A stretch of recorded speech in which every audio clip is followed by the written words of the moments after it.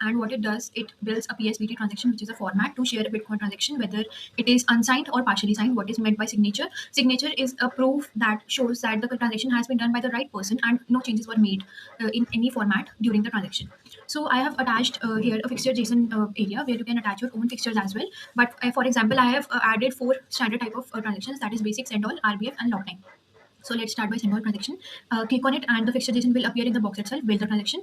And what does it showcases? It showcases what was the network of the Bitcoin transaction, then the strategy that was greedy, and the fee rate, which means that how many sats were involved per virtual bytes. What is virtual bytes? The number of total weight, or the total like the amount that the Bitcoin transaction carries in when the segwit was added. But you cannot see here any change, because in the send all of the transaction has been, all of the UTXOs were utilized as either the payment or in the miner fees, and no dust fees were sent back to the UTXO or the sender.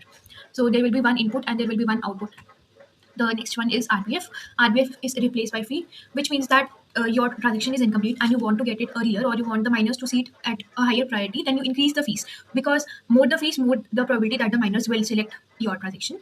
In this particular, again, we can see there are one input and two outputs. There is a given balance check and the type also with which the payment was done.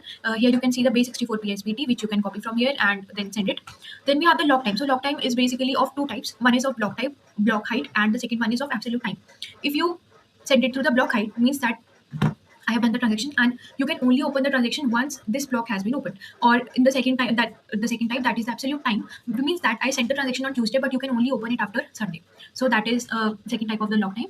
Let's build the transaction. Again, you can see the inputs and outputs, and here you can see the base 64 PSBT. So CoinsWith takes a fixture JSON and converts it into a PDF BSBT format, which is basically unsigned or a partially signed form of a transaction. Thanks.